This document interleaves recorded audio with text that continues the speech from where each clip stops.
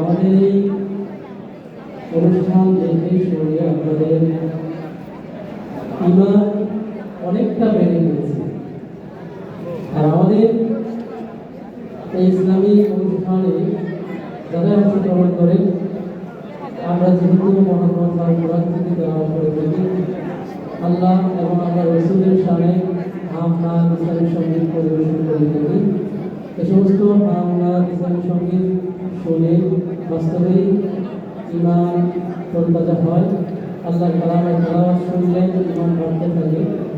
আল্লাহ তাআলা আমাদেরকে এমন একটা কালাম দান করেছেন, এমন একটা কোরআন দান করেছেন, যে কোরআনের তেলাওয়াত পড়লে অথবা শুনলে কলিজা ঠান্ডা হবে।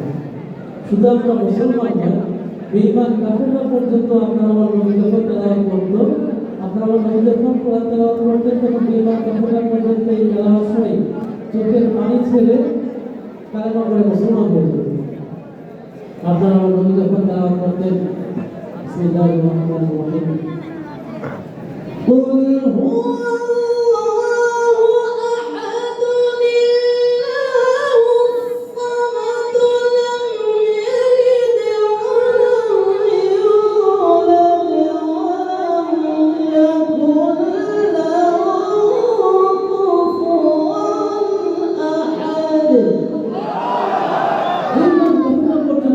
পানি ছেড়ে কালেমা পড়ে মুসলমান হয়ে যেত। তো এই কোরআন এমন একটা কোরআন, এমন একটা কালাম, যেই গ্রন্থটির মতো পৃথিবীতে দ্বিতীয় আরেকটা গ্রন্থ কেউ দেখাতে পারবে না। এটা যে সত্য, পৃথিবীর শ্রেষ্ঠ একটা কালাম, শ্রেষ্ঠ একটা গ্রন্থ, এই কথাটা বেঈমান কাফেররাও জানে এবং তাদের জবান দিয়েই আল্লাহ তাআলা স্বীকার করেছেন। বেশি দূরে যুগে যাওয়া লাগবে না। আমাদের বর্তমান জামানায় একজন হিন্দু শিল্পী আছেন, যার নাম নুপুর কুমার বিশ্বাস। সে এই কোরআনের পক্ষে একটি গান গেয়েছে। তিনি বলেন, আমি যখন দেখলাম যে কোরআনকে সরাসরি পুড়িয়ে দিল, জ্বালিয়ে দিল, তখন আমার দিলে অনেক কষ্ট লাগলো। তখন আমি কোরআনের পক্ষে একটা গান লিখলাম এবং গাইলাম। তার গানটা ছিল এমন, যদি আগুন লেগে ধ্বংস হয়ে যায়, ধ্বংস হয়ে যায়, যদি আগুন লেগে ধ্বংস হয় পৃথিবীর সব বইয়ের দোকান, তবু বিশ্ব থেকে হারাবে না পবিত্র কোরআন।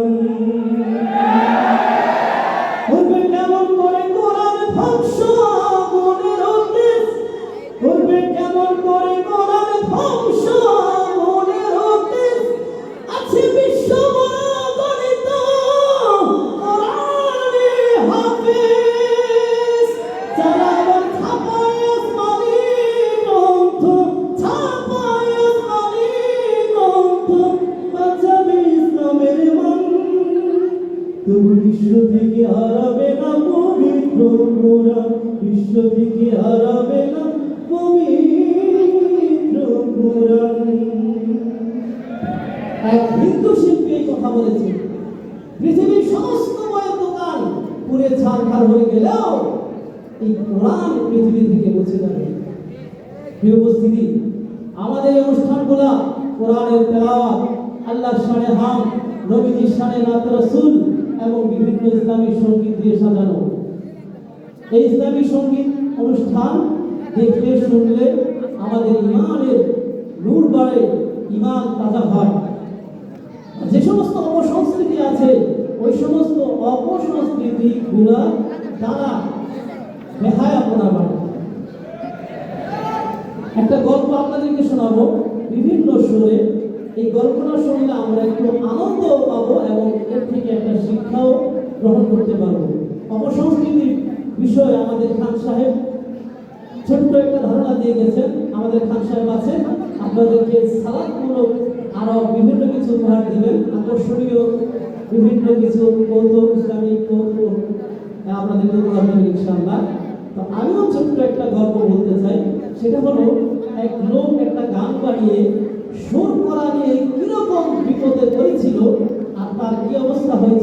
সেই বিষয়টা আমি একটু বিভিন্ন সুরে তুলে ধরার চেষ্টা করবো ইনশাআল্লাহ। এক সেন্টুরিয়ান সে হাসি নিয়ে একটি গান বানিয়েছে, হালকা দিলে সে হাসি নিয়ে একটি গান বানিয়েছে। তো অনেক কষ্ট করে সে গানটা বানিয়েছে, এখন সুর শেয়ার করতে পারছে না। সুর করার জন্য অনেক খোঁজাখুঁজির পরে এক মুরব্বী চাচার কাছে গেল, গিয়ে বললো, চাচা আমি একটা অনেক কষ্ট করে গান লিখেছি, আমার গানটা একটু সুর করে দেন না। তখন চাচা বললো, ঠিক আছে সুর করে দিই। তখন চাচা